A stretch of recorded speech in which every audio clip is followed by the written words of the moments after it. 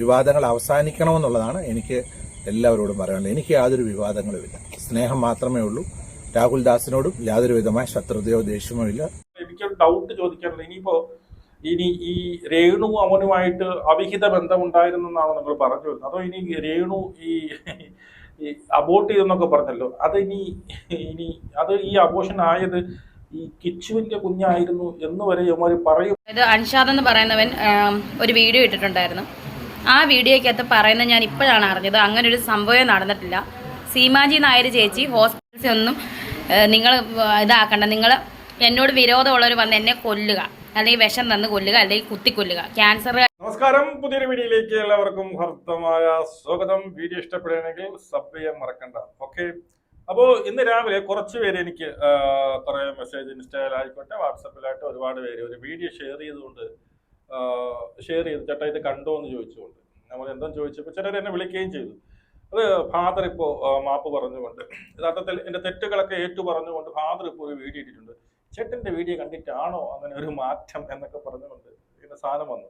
അപ്പോൾ ഞാൻ ഈ ഒരു വീഡിയോ പോയി നോക്കിയപ്പോൾ ഇന്ന് രാവിലെ എന്തോ പോസ്റ്റ് ചെയ്ത സംഭവമാണ്, ഇപ്പം ചെയ്തതാണെന്നാണ് എനിക്ക് തോന്നുന്നത്. ഓക്കെ, അതിനകത്ത് ഫാദർ പറയുന്നത് മറ്റൊന്നുമല്ല, എനിക്കിനി ആരുടെടുത്തും വിഷമങ്ങളോ കാര്യങ്ങളോ ഇല്ല, എനിക്ക് ഈ പറയുന്ന കിച്ചുവിനോട് ഒരു വിരോധവും ഇല്ല എന്നുള്ളതാണ്. സോഷ്യൽ മീഡിയയിൽ ആൾക്കാർ വീഡിയോ ചെയ്യുന്നുണ്ട്, ഒക്കെ ചെയ്യുന്നുണ്ട്. അവരോട് ആരോടും ഞാനൊരു വിവാദത്തിനില്ല, അവരോട് ആരോടും ഒരു തർക്കത്തിനില്ല എന്ന് പറഞ്ഞുകൊണ്ടുള്ള ഒരു വീഡിയോ എനിക്ക് വളരെ ഇഷ്ടപ്പെട്ടു. ആ ഒരു വീഡിയോ ഫാദറിനോട് എനിക്ക് പറയാനുള്ളത്, സത്യം പറഞ്ഞ ഫാദറിനോട് എനിക്ക് പേഴ്സണലായിട്ട് ഒരു വിരോധമോ ഒന്നുമില്ല. സത്യം പറഞ്ഞ ഫാദറിനോട് എനിക്ക് ബഹുമാനം മാത്രമേ ഉള്ളൂ. കാരണം ആരും ചെയ്യാത്ത ഒരു പാവപ്പെട്ട കുടുംബത്തിന് ഈ പറയുന്ന 7 സെന്റ് വസ്തു ദാനമായി കൊടുക്കുക എന്നുള്ളത് വലിയ മനസ്സാണ് അതിന്. അതുപോലെ ഇപ്പോ ഫാദറിനെ എന്തൊക്കെ വിളിച്ചിട്ടും ഈ പറയുന്ന വിഷപ്പാമ്പെന്നോ, ഈ ഫാദറിന് മറ്റു ഭാര്യമാരുണ്ടെന്നോ, ഫാദർ ഗേ ആണെന്നോ, ഫാദർ ആ വസ്തു വെച്ചുകൊണ്ടിരിക്കുന്നത് തന്നെ മറ്റു പലരുടെയും പിടിച്ചു വാങ്ങിക്കൊണ്ടാണ് എന്നൊക്കെ സോഷ്യൽ മീഡിയയിൽ ഉൾപ്പെടെ ഈ പറയുന്ന വീഡിയോ ഇടുകയും ഇന്റർവ്യൂ കൊടുക്കുകയൊക്കെ ചെയ്ത് ഫാദറിനെ നാറ്റിച്ചൊരു കക്ഷിയായിട്ടല്ലോ രേണു സുധി. അതൊക്കെ മറന്നുകൊണ്ട് ഫാദർ അവർക്കൊരു ആപത്ഘട്ടം വന്നപ്പോൾ, ഒരു വലിയൊരു മഹാവ്യാധി വന്നപ്പോൾ, ഒരു ക്യാൻസർ പോലത്തെ ഒരു അസുഖം വന്നപ്പോൾ ഫാദർ അവിടെ പോയി ഇതൊക്കെ മറന്നുകൊണ്ട് പ്രാർത്ഥിക്കാനൊക്കെ പോയതിലൊക്കെ എനിക്ക് വളരെ ബഹുമാനമുണ്ട്. അത് ഞാൻ നേരിട്ട് അറിയിച്ചിട്ടുമുണ്ട്. ഫാദറിന്റെ വലിയ മനസ്സാണ്. ഫാദറിന് പറ്റിയൊരു തെറ്റ് എന്ന് പറയുന്നത്, ആ സമയത്ത് ഫാദർ പറഞ്ഞ വാക്കുകൾ, അതായത് രേണു സുധിയുടെ കൂടെ നിൽക്കുമ്പോഴും അതിൻ്റെ കൂടെ ഒന്നും അറിയാത്ത ഒരു പയ്യനുണ്ടായിരുന്നു, അവനെ വെറുതെ ഈ സോഷ്യൽ മീഡിയയിൽ കൊണ്ടുവന്ന് സൈബർ അറ്റാക്കിന് ഇട്ട് കൊടുത്തു. വളരെ എന്തോ ഒരു വലിയൊരു പാപം അവൻ ചെയ്തതുപോലെ പറഞ്ഞു. താങ്കൾ ഉൾപ്പെടെ അനീഷ് വ്ലോഗ് എന്തോ അവരിപ്പോഴും പറയുന്നുണ്ട്, അത് ഇതൊന്നുമല്ല, വേറെ പലതും പുറത്തു വരട്ടെ, അത് പുറത്തു വന്നാൽ ഞെട്ടും.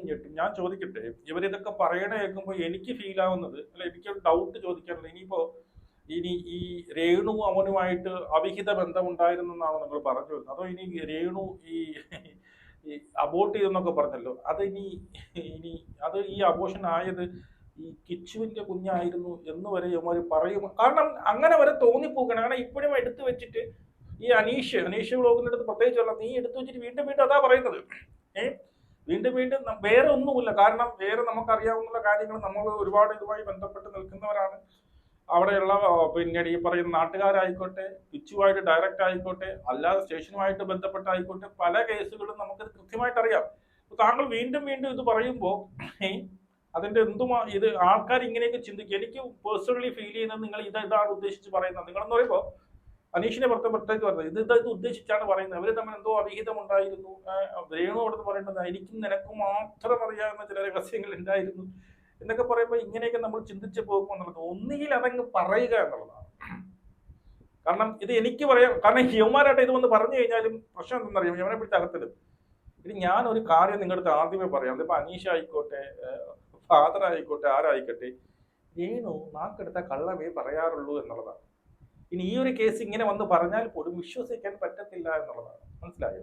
ഇപ്പൊ ആത്മഹത്യ ഭീഷണി, അവന്റെ ആ ഒരു ആത്മാർത്ഥ ഫ്രണ്ട് ഇപ്പോഴും പറയുന്നു അത് ചെയ്തിട്ടുണ്ട്. ആ ആത്മാർത്ഥ ഫ്രണ്ടിൻ്റെ കൂടെ ഞാൻ പറയുകയാണ്, തൂങ്ങി നിന്ന് ആടുന്നത് നീ കണ്ടോ? നീ കണ്ടിട്ടില്ല. നിന്റെ അടുത്ത് അങ്ങനെ പറഞ്ഞിട്ടുണ്ട് എങ്കിൽ നീ മനസ്സിലാക്കേണ്ടത് അത് കള്ളമായിരുന്നു എന്നുള്ളതാണ് നീ മനസ്സിലാക്കാനുള്ളത്. മനസ്സിലായോ? ഇന്നൊരു വീഡിയോ ഇട്ട് രേണു പറയുന്നുണ്ട് അങ്ങനെ നിങ്ങൾ എന്നെ വേണമെങ്കിൽ കുത്തിക്കൊന്നു, ഞാൻ അങ്ങനെ ക്യാൻസർ വന്ന് മരിക്കത്തില്ല, എനിക്ക് ജീവിക്കണമെന്ന്. ആ പറയുന്ന രേണുവാണ് തൂങ്ങി നിന്നു എന്ന് നീ പറയുന്നത്. ഭീഷണിപ്പെടുത്തും, അത് മുമ്പേ ഉള്ളത് തന്നെ. ഞാൻ ഇപ്പൊ കയറി തൂങ്ങും എന്നുള്ള രീതിയിൽ അത് ഭീഷണിപ്പെടുത്തിയിരിക്കാം എന്ന് പറഞ്ഞ് ചെയ്യാനൊന്നും പോകുന്നില്ല. അതാ പക്ഷെ ചെയ്യണേ. ഇനി ഇത്രയും സോഷ്യൽ മീഡിയയിൽ ഇത്രയും താരമായി ഈ വെളിയിലൊന്ന് മുള്ളാൻ പോകുമ്പോൾ തന്നെ ഒരു 10-20 എണ്ണം ക്യാമറയെ പിടിച്ചുകൊണ്ട് വരുന്നതിൽ നിന്ന് ഈ ഒരു രീതിയിലേക്ക് അതിന്റെ ഒരു വിഷമത്തിൽ ചിലപ്പോൾ വേണേ അങ്ങനെ ചിന്തിച്ചിരിക്കാം എന്ന് പറഞ്ഞ് അതുപോലെ നിങ്ങളുടെ ഉൾപ്പെടെയുള്ള നിങ്ങൾ വിചാരിക്കും ആത്മാർത്ഥതയോട് പറഞ്ഞതായിരിക്കും, അവൾ ഇത്രയും ആത്മാർത്ഥയോടെ എൻ്റെ അടുത്ത് സംസാരിച്ചില്ലേ, എൻ്റെ അടുത്ത് അവൾ കള്ളം പറയില്ല എന്നൊക്കെ നിങ്ങൾക്ക് തോന്നാം. പക്ഷെ അങ്ങനെയല്ല, കള്ളമേ പറയൂ. അനാവശ്യമായ ഒരു കാര്യവും ഇല്ലാതെ വെറുതെ കള്ളം പറയും. സത്യം പറയാൻ അറിഞ്ഞുകൂടാ. ഇപ്പൊ തന്നെ അവസാനം വന്ന സീമാജി നായരുമായി ബന്ധപ്പെട്ട കേസ് വെറുതെ വന്നൊരു പോസ്റ്റ് ഇട്ട് അവരെയും കൂടി നാറ്റി. ആ പോസ്റ്റിനെ കുറിച്ചൊക്കെ പറയാം. അതിനു മുമ്പേ ഫാദർ എന്താണ് പറഞ്ഞത് എന്നുള്ളത് നമുക്ക് ആ വീഡിയോ ഒന്ന് കാണാം. ഓക്കെ.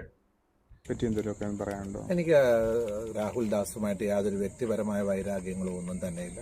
കിച്ചു എന്ന് പറയുന്ന രാഹുൽ ദാസിനും ഋതുൽ ദാസിനും അവകാശപ്പെട്ട വീടിന് മുൻപിലാണ് നിൽക്കുന്നത്. അത് അവരുടെ വീടാണ്, അവരവിടെ സന്തോഷമായി ജീവിക്കട്ടെ. സോഷ്യൽ മീഡിയ ആണ് ഇങ്ങനെയുള്ള സംസാരങ്ങളൊക്കെ ഉണ്ടാക്കുന്നത്. ഞാനും രാഹുൽ ദാസുമായിട്ട് വ്യക്തിപരമായിട്ട് യാതൊരു രീതിയിലുള്ള പ്രശ്നങ്ങളുമില്ല, ഒരു പ്രശ്നങ്ങളുമില്ല. ഓക്കെ, സോഷ്യൽ മീഡിയ ആണ് ഈ ഒരു പ്രശ്നം ഉണ്ടാക്കിയത്. ഞാനും രാഹുൽ ദാസുമായിട്ട് വ്യക്തിപരമായിട്ട് ഒരു പ്രശ്നമില്ല, അതാണ് സത്യം. ഈ പറയുന്ന അച്ഛനും രാഹുൽ ദാസുമായിട്ട്, അച്ഛൻ പറയുന്നത് 100% സത്യമാണ്. രാഹുൽ ദാസുമായിട്ട് വ്യക്തിപരമായിട്ട് ഒരു പ്രശ്നമില്ല. പിന്നെ എന്തിനപ്പം അങ്ങനെ പറഞ്ഞു എന്നുള്ളതാണ്. പലരും കുത്തിത്തിരികി കൊടുത്തു എന്നുള്ളതാണ്. എനിക്ക് തോന്നുന്നത് എൻ്റെ ഒരു അഭിപ്രായത്തിൽ ആ ഒരു വൈകാരിക നിമിഷത്തിൽ ഈ പുള്ളി അറിയാതെ പറഞ്ഞു പോയ ചില സംഭവങ്ങളാണ് എന്നുള്ളതാണ് എനിക്ക് പറയാൻ പറ്റുന്നത്. ഞാൻ ഇന്നലെ ആ ഒരു ചാർട്ടൊക്കെ എടുത്തിടാൻ കാരണം മറ്റൊന്നും കൊണ്ടല്ല. ഞാൻ എപ്പോഴും മിക്കവാറും നമ്മൾ എവിടെയാണ് ശരി കാണുന്നത്, ആരുടെ ഭാഗത്താണ് ശരി, ആ ഭാഗത്ത് നിൽക്കാൻ ആഗ്രഹിക്കുന്ന ഒരാളാണ്. പണ്ട് രേണുവിനെ സപ്പോർട്ടും ചെയ്തിട്ടുണ്ട്, ഒപ്പോസ് ചെയ്യാളടുത്ത് ഒപ്പോസ് ചെയ്തിട്ടുണ്ട്. ഈ പറയുന്ന ഈ ഒരു അസുഖം വന്നപ്പോൾ ശരി ഓക്കെ എങ്ങനെയാ പോട്ടെ, നമ്മൾ അതങ്ങ് വിട്ടതാണ്. അവൾക്ക് ഇനി നല്ലൊരു പിന്നെ അതിൽ നിന്ന് തിരിച്ചു വരട്ടെ എന്നൊക്കെ പറയാം. അതിന് ശേഷവും വീണ്ടും ഇത്രയും വലിയൊരു മാരകമായിട്ടുള്ള അസുഖം വന്നിട്ട് പോലും ഈ പറയുന്ന ഒരു തിരിച്ചറിവ് വരുന്ന പഴയ സംഭവം തന്നെ ആവർത്തിച്ചുകൊണ്ടിരിക്കുമ്പോൾ നമ്മൾ പറഞ്ഞു പോകുന്നതാണ്. മനസ്സിലായോ? അപ്പൊ ഇവിടെ ഇത് ഒരു തരത്തിൽ ഫാദർ പറയുന്ന ഒരു മാപ്പ് തന്നെയാണ്. എനിക്ക് പറ്റിയ ഒരു തെറ്റ് തന്നെയാണ്. അത് തുറന്നു പറയുന്നെങ്കിലും അത് തന്നെയാണ് ഫാദർ ഇവിടെ പറയാൻ ഉദ്ദേശിക്കുന്നത്. വ്യക്തിപരമായിട്ട് ഞാൻ ഇന്ന് വരെ ആകെ 2 വട്ടമേ രാഹുൽ ദാസിനെ കണ്ടിട്ടുള്ളൂ. സോഷ്യൽ മീഡിയ ആണ് ഇഷ്യൂസ് എല്ലാം ഉണ്ടാക്കിക്കൊണ്ടിരിക്കുന്നത്. അവർക്ക് എന്തൊക്കെയോ കണ്ടന്റുകൾ ആവശ്യമായിട്ടുണ്ട്, അവരത് ചെയ്യുന്നു. എനിക്കതിന് വിരോധമില്ല. അവർ വീഡിയോ ഇട്ടുകൊണ്ടേ ഇരിക്കട്ടെ, അത് അവരുടെ ജോലിയുടെ ഭാഗം. ഞാനതിനെ എതിർക്കുന്നില്ല. കമന്റ് എഴുതുന്നവരോട് എനിക്ക് അതേ പറയാനുള്ളൂ. നിങ്ങൾക്ക് സമയമുള്ള പോലെ കമന്റുകൾ എഴുതുക, നെഗറ്റീവും പോസിറ്റീവും എഴുതുക. അതൊക്കെ നിങ്ങൾക്ക് സ്വാതന്ത്ര്യമുണ്ട്. അഭിപ്രായങ്ങൾ പറയുവാനുള്ള സ്വാതന്ത്ര്യം നമുക്ക് ഓരോരുത്തർക്കും ഉണ്ട്. അപ്പോൾ അവരവരുടെ അഭിപ്രായങ്ങൾ പറയുക, അതിന് എനിക്കെതിരില്ല. യാതൊരു വിവാദത്തിൽ പെടുവാൻ ഞാൻ ആഗ്രഹിക്കുന്നില്ല. വിവാദങ്ങൾക്ക് തിരികൊളുത്തുവാനോ വിവാദങ്ങൾ അവസാനിക്കണമെന്നുള്ളതാണ് എനിക്ക് എല്ലാവരോടും പറയാനുള്ളത്. എനിക്ക് യാതൊരു വിവാദങ്ങളുമില്ല, സ്നേഹം മാത്രമേ ഉള്ളൂ. രാഹുൽ ദാസിനോടും യാതൊരു വിധമായ ശത്രുതയോ ദേഷ്യമോ ഇല്ല, ചേർത്ത് നിർത്തിയിട്ട് മാത്രമേ ഉള്ളൂ. ഓക്കെ, സ്നേഹം മാത്രമേ ഉള്ളൂ. രാഹുൽ ദാസിനോട് ഏതൊരു വിധ ശത്രുതയോ ഒന്നുമില്ല, ചേർത്ത് നിർത്തിയിട്ടേ ഉള്ളൂ. അങ്ങനെ തന്നെ ആകണമെന്നുള്ളതാണ്. ആ ഒരു സമയത്തിൽ ആ ഒരു മുഹൂർത്തത്തിൽ അപ്പൊ അറിയാതെ പറഞ്ഞു പോയതായിരിക്കാം. എന്നിട്ട് ഫാദർ പറഞ്ഞെന്താണ്, ഇപ്പൊ പറയുന്നു ഈ പറയുന്ന സോഷ്യൽ മീഡിയയിൽ നമ്മൾ വീഡിയോ ഇടുന്നത് കൊണ്ടോ അല്ലെങ്കിൽ കമന്റ് ഇടുന്നതുകൊണ്ടോ എനിക്കൊരു പ്രശ്നമില്ല, ഞാനൊരു വിവാദമാക്കാൻ പോകുന്നില്ല. അപ്പൊ ഫാദർ കഴിഞ്ഞോട്ട് പറഞ്ഞു ഇതിനെ കേസാക്കാൻ പോകുന്നു, ഞാൻ വക്കീലിനെ കൊടുത്തിട്ടുണ്ട്, നമ്മളെയൊക്കെ വിളിക്കുമെന്ന് പറയുമ്പോഴാണ് നമ്മുടെ ഭാഗം നമുക്ക് ക്ലിയർ ആക്കണം. അതുകൊണ്ടാണ് ഞാൻ ആ ചാറ്റ് ബ്ലർ ചെയ്തുകൊണ്ട് ഇട്ടത് എന്നുള്ളത്. അതും അവിടെയും ആ ഒരു ചാറ്റ് ഫാദർ എൻ്റെ അടുത്ത് അയച്ചുകൊണ്ട് എനിക്കതിന് വലിയ വിരോധവും കാര്യങ്ങളൊന്നുമില്ല. ആ സമയത്ത് ഫാദറിന്റെ ഭാഗത്ത് ശരി ഉണ്ടായിരുന്നു എന്നുള്ളതാണ്. അതിന് ഒരു മാറ്റമില്ല, അതിനകത്ത് ശരിയുണ്ട്. ഇപ്പൊ താങ്കൾ ഈ പറയുന്ന രേണുവിന് വേണ്ടിയിട്ട് എന്താണ് പ്രാർത്ഥിക്കുന്നതിലും വലിയൊരു ശരിയാണ്. ഒരു വൈദികൻ അങ്ങനെ തന്നെ ചെയ്യണം എന്നുള്ളതാണ്. അവിടെ ശത്രുതയോ അഹങ്കാരമോ അല്ലെങ്കിൽ കുശുമ്പോ വൈരാഗ്യമോ ഒന്ന് വെച്ചു പുലർത്തുന്ന ഒരാളായിരിക്കരുത് വൈദികൻ. അതുകൊണ്ട് തന്നെയാണ് താങ്കളെ അപ്രീഷിയേറ്റ് ചെയ്തുകൊണ്ട് ഞാൻ ആ കമന്റും കാര്യങ്ങളൊക്കെ ഇട്ടതും താങ്കൾക്ക് ഒരു വോയിസ് അയച്ചതൊക്കെ ചെയ്തത്. പക്ഷെ ആ സമയത്ത് ഒരു വൈദികന് പറ്റാത്തൊരു സാധനം കൂടി അറിയാതെ ഫാദറിന്റെ വാക്കുകളിലൂടെ വന്നു എന്നുള്ളതാണ്. അത് പലർക്കും ഫാദറിന്റെ വാക്കുകളിലൂടെ തന്നെ വന്നപ്പോൾ അതെന്തോ വലിയൊരു മഹാസംഭവമാണെന്ന് പലരും തെറ്റിദ്ധരിച്ചു. ഇപ്പോഴും ആൾക്കാർ കൺഫ്യൂഷനിലാണ് എന്നുള്ളതാണ്. ഇപ്പോഴും പലരും വന്നുകൊണ്ട് ഇതല്ല വേറെ എന്തോ പലതും ഉണ്ട് എന്ന് പറഞ്ഞാൽ ഞാൻ പറയുന്നത് ഇനിയിപ്പോൾ അവളെ ഗർഭിണിയായത് എവൻ ഗർഭിണിയാക്കിയതെന്ന് പറയാൻ ഇവർ പറയുമോ എന്നുള്ളതാണ് എൻ്റെ പേടി. വേറെ എന്താണ് ഇവർ പറയാതിരിക്കുന്നത് എന്നുള്ളതാണ്.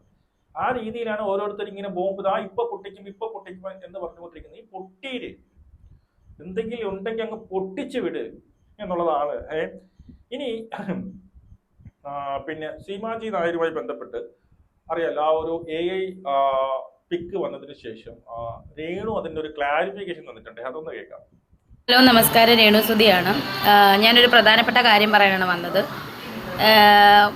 എൻ്റെ ഒരു ഫ്രണ്ട്, അതായത് അൻഷാദ് എന്ന് പറയുന്നവൻ ഒരു വീഡിയോ ഇട്ടിട്ടുണ്ടായിരുന്നു. ആ വീഡിയോയ്ക്കകത്ത് പറയുന്നത് ഞാൻ ഇപ്പോഴാണ് അറിഞ്ഞത്. അങ്ങനെ ഒരു സംഭവം നടന്നിട്ടില്ല. സീമാജി നായർ ചേച്ചി ഹോസ്പിറ്റലിൽ വന്നെന്നുള്ള സത്യമാണ്. എന്നെ കാണാൻ ICU കയറിയിട്ടില്ല, എന്നെ കണ്ടിട്ടില്ല. വീഡിയോ കോളിലാണ് എൻ്റെ ചേച്ചി കാണിച്ചു തന്നത് ചേച്ചീനെ. അതിപ്പോൾ എൻ്റെ ഒരു ഫ്രണ്ട് അർഷാദ് എന്ന് പറയുന്നവൻ, എന്റെ പൊന്ന് അർഷാദ്, മനസ്സിലായോ? ഇത്രയേ ഉള്ളൂ. നീ വിചാരിക്കും ആത്മാർത്ഥമായിട്ട് എന്റെ എല്ലാ കാര്യം പറയേണ്ട ആത്മാർത്ഥ സുഹൃത്താണ്, എന്നെ ഒരിക്കലും തള്ളി പറയത്തില്ല, എന്റെ കൂടെ നിൽക്കുമെന്നാണ് എന്റെ വിചാരം. മനസ്സിലായോ? എന്റെ ഒരു ഫ്രണ്ട് എന്ന് പറഞ്ഞിട്ട് അടുത്ത വാക്ക് ആ പറയുന്നവൻ പറഞ്ഞത് മൊത്തം കള്ളമാണ്. നീ എന്താ പറഞ്ഞത്? നീ പറഞ്ഞതെന്ന് വെച്ച് കഴിഞ്ഞാൽ എന്താണ്, അവൾ കയറി തൂങ്ങി നിന്നാടി എന്ന് പറഞ്ഞില്ലേ? അത് പച്ചക്കള്ളമാണ്. അതുമല്ല, നീ വേറൊരു കേസ് കൂടി പറഞ്ഞു.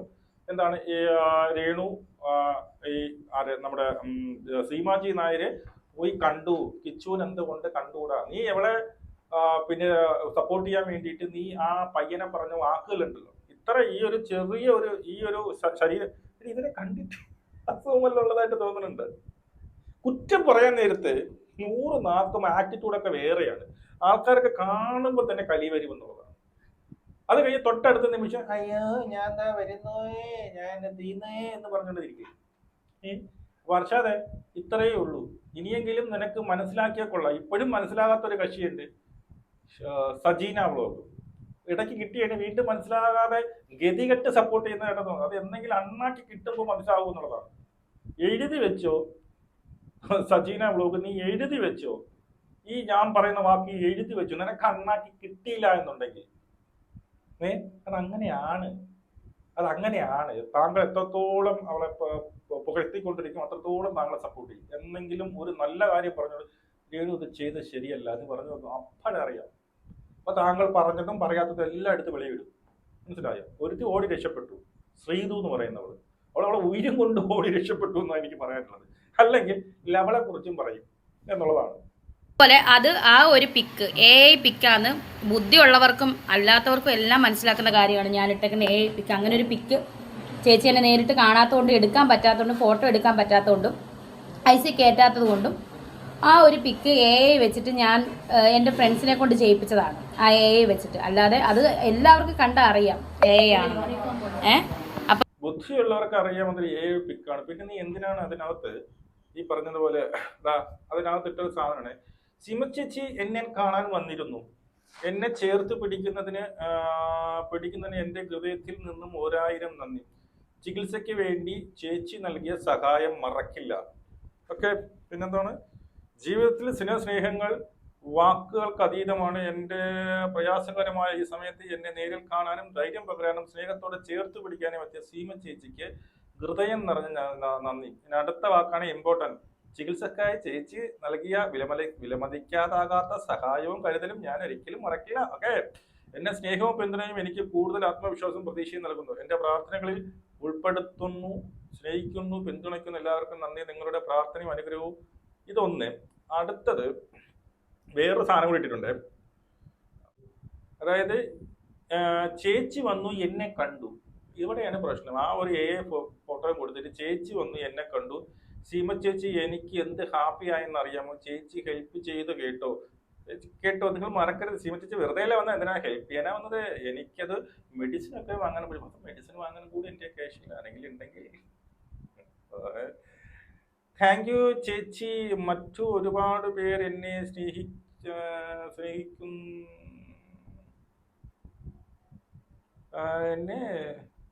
സ്നേഹിക്കുന്നു. ഈ പെണ്ണിന് മലയാളം എഴുതാണത്. സ്നേഹിക്കുന്നവരും കൂട്ടത്തിൽ എന്നെ ഹെൽപ്പ് ചെയ്യുന്നവരും ചെയ്യുന്നുണ്ട് കേട്ടോ. മനസ്സിലായി? സ്നേഹിക്കുക മാത്രമല്ല നിങ്ങൾ സ്നേഹം മാത്രം പോരാ, ഇടയ്ക്കിടയ്ക്ക് ഹെൽപ്പും കൂടി ചെയ്യണം എന്നുള്ളതാണ് ഇതിനകത്ത്.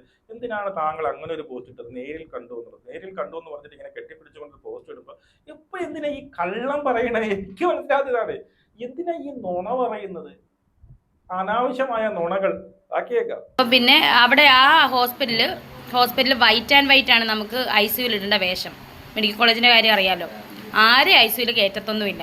ചേച്ചി ആവശ്യത്തിന് എന്തെങ്കിലും ആവശ്യമുണ്ടെങ്കിൽ എനിക്കിപ്പം ബാത്റൂമിൽ പോകണമെങ്കിൽ ആവശ്യമുണ്ടെങ്കിൽ സിസ്റ്റർമാർ വിളിക്കുമ്പോൾ എൻ്റെ ചേച്ചി വന്ന് കാണും. അതല്ലാതെ വെറുതെ സഹായം ചെയ്യുന്നവരെ, എന്നെ വന്ന് കാണുന്നവരെ ഇങ്ങനെ ക്രൂശിക്കരുത് ദയവേത്. നിങ്ങൾക്ക് എന്നോട് എന്തെങ്കിലും വൈരാഗ്യം ഉണ്ടെങ്കിൽ ക്യാൻസറിൻ്റെ ചികിത്സയൊന്നും നിങ്ങൾ ഇതാക്കണ്ട. നിങ്ങൾ എന്നോട് വിരോധമുള്ളവർ വന്ന് എന്നെ കൊല്ലുക, അല്ലെങ്കിൽ വിഷം തന്ന് കൊല്ലുക, അല്ലെങ്കിൽ കുത്തിക്കൊല്ലുക. ക്യാൻസർ ആയിട്ട് എനിക്ക് ഏതായാലും മരിക്കാൻ പറ്റത്തില്ല. നിങ്ങൾ അങ്ങനെ ചെയ്യുക, അല്ലാതെ എന്നെ ഇങ്ങനെ ക്രൂശിക്കരുത്. ലാസ്റ്റ് പിക്ലൈൻ ഇങ്ങനെ പൊക്കി കാണിക്കുന്നുണ്ടല്ലോ, ചോറ് തിന്നോണ്ടിരിക്കുന്നത്. അത്രയ്ക്ക് ബിസിയാണല്ലേ. അതായത് എന്നെ സഹായിച്ചവരെ നിങ്ങൾ ഇങ്ങനെ ദ്രോഹിക്കരുത് എന്നാണ്. തിരിച്ച് നമുക്കതാണ് പറയുന്നത്. താങ്കളെ സഹായിച്ചവരെ എല്ലാം എക്കാലത്തും ദ്രോഹിച്ചിട്ടുള്ള പിന്നെ ചരിത്രമാണ് താങ്കൾക്കുള്ളത് എന്നുള്ളത്. ഒരാളെ ആരെങ്കിലും ദ്രോഹിക്കാതിരുന്നത്, എല്ലാവരെയും ദ്രോഹിച്ചുകൊണ്ടാണ് ഇരുന്നത്. താങ്കളാണ് അങ്ങനെ ഒരു പിക്ക് ഇട്ടത്. എന്തിന്റെ ആവശ്യമായിരുന്നു? നേരിൽ കണ്ടു എന്ന് പറഞ്ഞുകൊണ്ട് ഈ ഒരു പിക്ക് ഇടുമ്പോൾ എല്ലാവർക്കും അതിനകത്ത് സൂം ചെയ്ത് നോക്കി അതൊരു AI ആണെന്ന് കണ്ടുപിടിക്കാനൊന്നും പറ്റത്തില്ല. ഇപ്പൊ വിവാദമായപ്പോൾ അത് AI ആണ്. എന്നെ നേരിൽ കണ്ടു, എനിക്ക് ക്യാഷ് തന്നു എന്നൊക്കെ പറഞ്ഞുകൊണ്ട് താങ്കൾ വളരെ ഈ നാവ് കൊണ്ട് തന്നെ നിങ്ങൾ അവരെ കുറ്റം പറയുമെന്നുള്ളതാണ്. ഉറപ്പാണ് താങ്കളുടെ ജീനിലുള്ളത് എന്നുള്ളതാണ്. എന്നെ വേണമെങ്കിൽ അങ്ങ് കുത്തിക്കൊല്ല, എന്നെ വേണമെങ്കിൽ അങ്ങ് നശിപ്പിക്ക്. സത്യം പറഞ്ഞാൽ ഈ പറയുന്ന രേണുവിനെ നശിപ്പിക്കുന്നത് മറ്റാരുമില്ല, രേണു തന്നെയാണ്. രേണുവിന്റെ ഈ ഒരു ആറ്റിറ്റ്യൂഡ് ഉണ്ടല്ലോ, രേണുവിന്റെ ഈ ഒരു അഹങ്കാരം, അതെന്നും മാറുമോ അന്നേ താങ്കൾ രക്ഷപ്പെടുത്തുള്ളൂ എന്നുള്ളതാണ്. മനസ്സിലായി? ഈ ഓരോ വാക്കുകളിലും മുഴച്ചു നിൽക്കുന്ന ഒരു അഹങ്കാരമുണ്ട്. അതെന്ന് മാറ്റുമോ എന്നുള്ളതാണ്. അല്ല, നമ്മളാരും അല്ല താങ്കളെ ഇതിലോട്ട് വരുന്നത്. മര്യാദയ്ക്ക് ഒതുങ്ങി എവിടെ കെടാ. ആ ഫോൺ ആദ്യം മാറ്റി. നീ ആ ഫോണില്ലേ അത് ആദ്യം മാറ്റും. അപ്പൊ ഒരു പകുതി രക്ഷപ്പെടും എന്നുള്ളതാണ്. അല്ലെങ്കിൽ അഹങ്കാരം കുറയ്ക്കും. ഈ വയ്യാതെ കിടന്നപ്പോ ഈ പറയുന്ന കുറെ ദൈവ വചനങ്ങളും ക്രിസ്തീയ സ്തുതി, യേശുവിനെ സ്തുതിക്കുന്ന പാട്ടുകളൊക്കെ ഇട്ടപ്പോൾ എന്തുമാത്രം ഹ്യൂജ് സപ്പോർട്ടായിരുന്നു. താങ്കളുടെ ആ ദയനീയ അവസ്ഥ കണ്ടിട്ട് ആരെങ്കിലും കുറ്റം പറഞ്ഞു? ഒരാള് നിങ്ങളെ ഒന്ന് കുറ്റം പറഞ്ഞു? ഒറ്റ മനുഷ്യന് കുറ്റം പറഞ്ഞില്ല. അതിനുശേഷം തൊട്ടടുത്ത ദിവസം എന്താ വാളും എടുത്തുകൊണ്ട് പന്തവും കൊടുത്തുകൊണ്ട് ഫ്രണ്ടിലേ ഓടയാണ് കിച്ചുവിനെ അടിക്കാൻ വേണ്ടിയിട്ട്. കാരണം നോക്കിയപ്പോൾ ഒരുപാട് പേര് ഹ്യൂജായിട്ട് സപ്പോർട്ട് വരുന്നുണ്ട്. ഈ സമയത്ത് കിച്ചുവിന് ഒരു അടി കൊടുത്തു കഴിഞ്ഞാൽ അത് ഏക്കുമെന്ന് കരുതി. പക്ഷെ നിങ്ങൾ മനസ്സിലാകാൻ ഗതികേട് കൊണ്ട് നിങ്ങളെ സപ്പോർട്ട് ചെയ്തവരാണ് ഭൂരിഭാഗം പേരും എന്നുള്ളതാണ്. ഇത്രയൊക്കെ സംഭവങ്ങൾ ഉണ്ടായി, ദൈവം ഒരു തിരിച്ചടി കൊടുത്തു.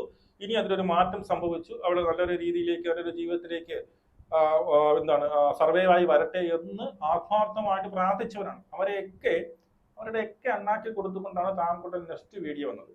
ആ സമയത്ത് താങ്കളുടെ ആ ഒരു രോഗാവസ്ഥ ആർക്കും കാണാൻ സാധിച്ചില്ല. താങ്കളുടെ ആ ദയനീയ അവസ്ഥ ആർക്കും കാണാൻ സാധിച്ചില്ല. ആൾക്കാർക്ക് കാണാൻ സാധിച്ചത് താങ്കളുടെ വാക്കുകളിൽ മുഴച്ചുന്ന അഹങ്കാരം മാത്രമായിരുന്നു, കുശുമ്പ് മാത്രമായിരുന്നു, അസൂയ മാത്രമായിരുന്നു. മനസ്സിലായോ? വൈരാഗ്യം മാത്രമായിരുന്നു, അതും സ്വന്തം മകനോടുള്ള വൈരാഗ്യം. ഏത് നിലയിൽ വരെ നിങ്ങൾ പറഞ്ഞു? താങ്കളുടെ ഇന്നർ മീനിങ് ഒക്കെ അറിയാതെ ഞാനോ എന്നെ കയറി പിടിച്ചു എന്ന് തന്നെയാണല്ലോ താങ്കൾ പറയുന്നത്. താങ്കളത് താങ്കളുടെ സുഹൃത്തിനെ കൊണ്ട് പറയിപ്പിച്ചു, താങ്കളത് അച്ഛനെ കൊണ്ട് പറയിപ്പിച്ചു. അവിടെയൊക്കെ താങ്കൾ പരാജയപ്പെടുകയും ചെയ്തു. ഇപ്പൊ ഒരുത്തൻ ഇരുന്നുകൊണ്ട് ആരുടെയോ വാക്ക് കേട്ടിരുന്ന് തുള്ളയാണ്, വേറെ എന്തോ ആണ് എന്നുള്ള രീതിയിൽ. നിങ്ങളുടെ അഭിപ്രായം മസ്റ്റ് കമന്റ് ചെയ്ത് നമുക്ക് വേണ്ടി കാണാം.